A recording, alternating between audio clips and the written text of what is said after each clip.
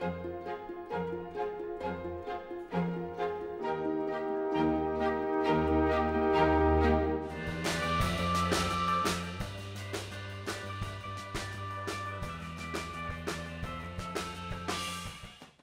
before they come on, I mean, we've just heard Vandana talk about the extreme deprivation and social injustice, economic injustice in the world.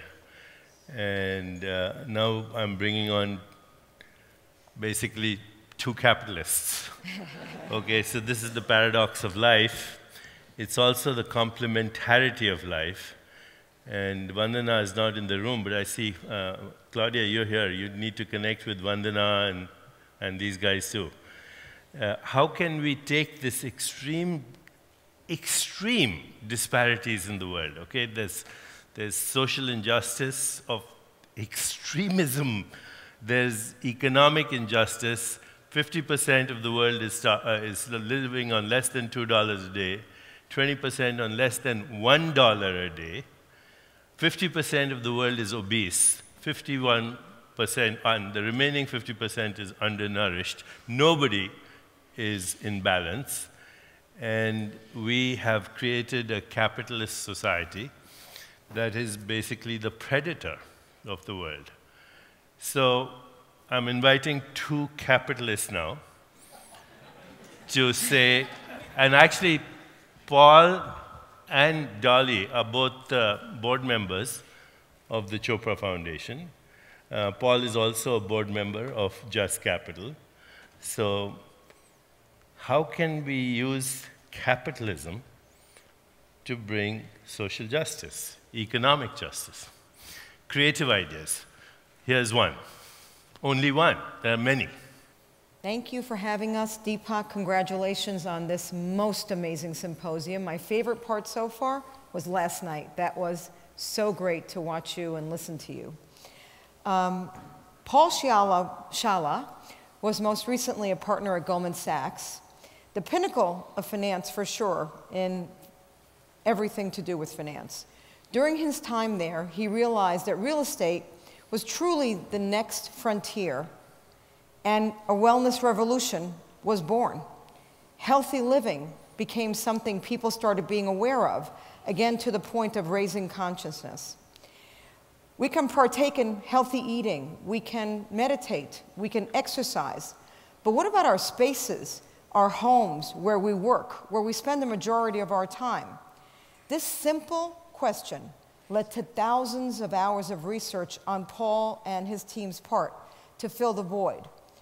Paul is not only a visionary and pioneer in wellness real estate, which he'll speak to, but he is a model citizen of the world. Giving back is a major part of his platform, and he does this so well, so eloquently, and so simply as to never bring attention to himself. He's smart, he's gorgeous, and he's single.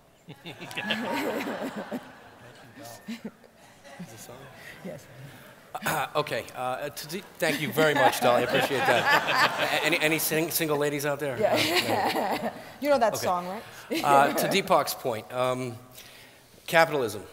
It's kind of looked at certain ways, and we look at the world's problems, and I got very curious as to how to make use of capitalism and actually transform it into what we'll call altruistic capitalism. By use of a certain modality, in this case real estate, the largest asset class in the world, thinking if we could somehow morph or add value to that asset class and create economic good or economic arbitrage, we can also create a formula for how to use that arbitrage and give back in ways that I'll speak of. I think first let's just introduce what the concept itself is about. Can you play the video? Delos Living is committing to creating a well-building standard. Why stop at building homes or offices or hotels that are good for just the environment? Why not also build these structures so they're good for the people who live, work, and stay in them? What we're doing with real estate for the first time ever, we're bringing wellness, 80 different things you can do in your home. Delos. Delos. Delos. Delos Living. We're privileged to be here at CGI to announce this commitment. We looked around the world for the best institutions, and we married science, technology to architecture. We need wellness in the home, in your office. Delos Living is the future, the hottest company in the United States. We're talking about better water, better light, better air, designed to make people have a better wellness status. This isn't a more expensive proposition. This is a better economic proposition. They would redesign a workspace to solve health problems before they created it. Our goal is to try and build these homes all over the country. We're implementing this standard in an office project on the West Coast, in a hospitality project in Las Vegas. Can a hotel room make you healthier? You can sign up for, get this one, a vitamin C shower, among other healthy options. We're constantly trying to look at ways to improve the guest experience. Our partners have included the Cleveland Clinic, the Mayo Clinic, Columbia Medical School. I'm Deepak Chopra. I'm on the advisory board of Delos Living. Hotel rooms designed to make you more healthy. The 44 wellness rooms, as they're called, debut at the MGM Grand. Stay Well extends far beyond Las Vegas. We're not just talking about high-end luxury real estate here. We're not just talking about hotel rooms. We're talking about libraries, schools, public facilities. New standards on wellness. That's going to put fire in these kids to know that they're sitting in something and they're a part of something that's going to change their neighborhood in America. The idea of launching the world's first building standard that focuses exclusively on wellness, and it's about time. It will literally change the way we live and work in a very positive way.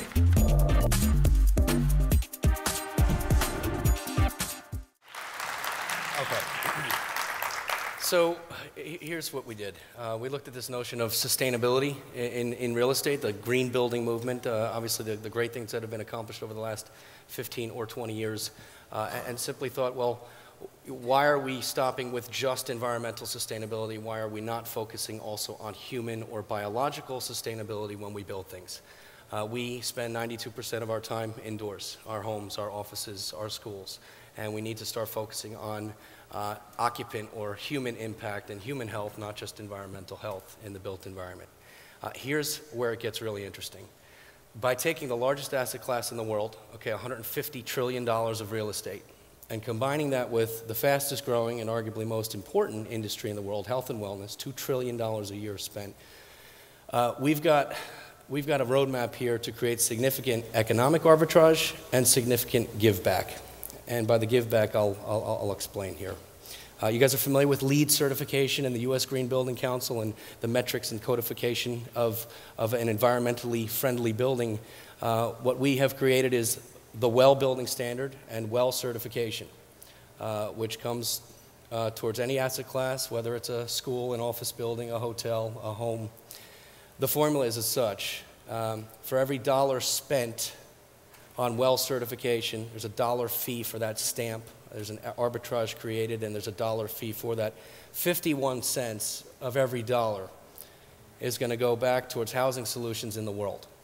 49 cents of that dollar is going to go capitalistically and proudly to grow the enterprise. I was with the chairman and CEO of the U.S. Green Building Council in Washington, D.C. a few weeks back, Rick Fedrizzi.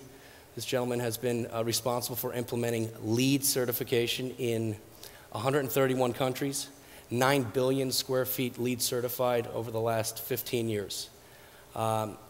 He said to me, Paul, I think you guys are going to accomplish this in 5 years, not 15. You're finally introducing economic arbitrage or economic sustainability to the sustainability equation.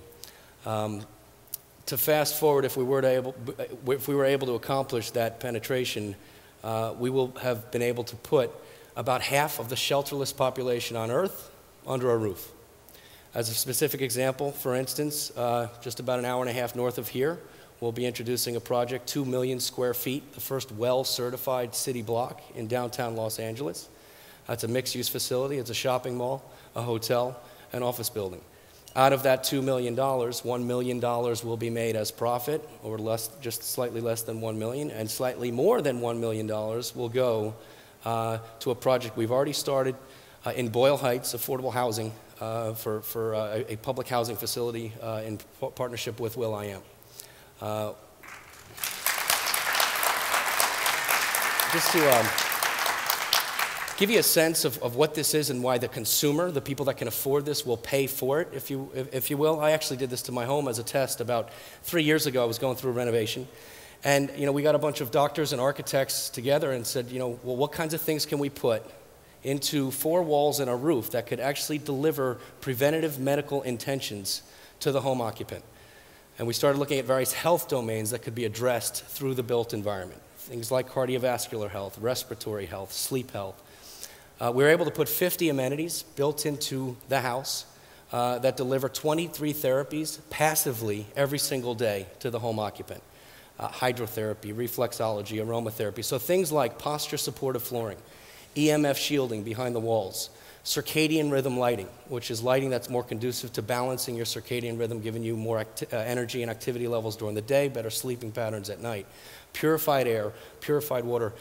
These are things people care about. These are things people will pay for.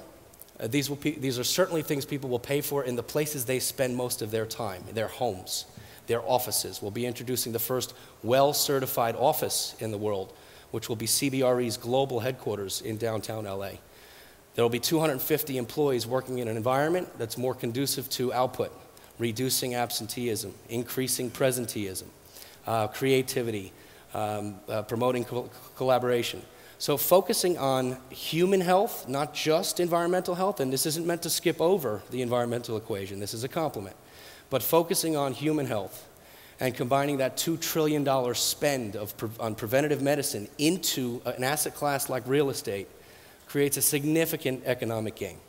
And with this 51-49 equation, whereby 51 cents of what's made will go back towards solving or helping solve issues like homelessness or shelterless populations or people in refugee camps who need a roof, we thought, well, wouldn't it be fitting if we take this capitalistic approach and turning into an altruistic capitalistic approach?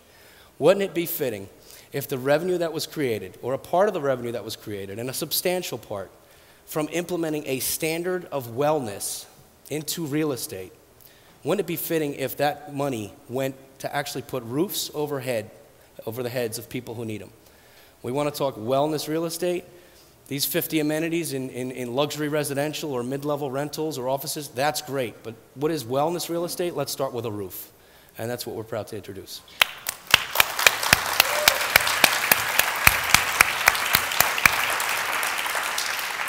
To the capitalistic point, I did neglect to mention that the happiest day of my life this year was when Paul resigned from Goldman Sachs and went to work full-time on this project, which is so necessary and so wonderful. I'm so proud to be a part of this. Well, and we are proud to have the #1 selling real estate broker on planet Earth, Dolly Lenz, proudly representing our concept. Thank you, guys. Thank you, Deepak. Thank you, Deepak. Thank you.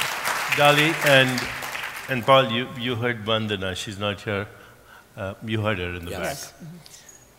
Can we commit some of this to rebuilding Uttarakhand? Absolutely. Yes. Yes. We're going to draw this up this afternoon. So this is only one of many creative endeavors where we can create a more just society, a just world. Level the playing field for everyone a bit. Yeah. Thank you. We are making that commitment. Thank you, Paul. Thank you. Thank you, Dolly. Thank you.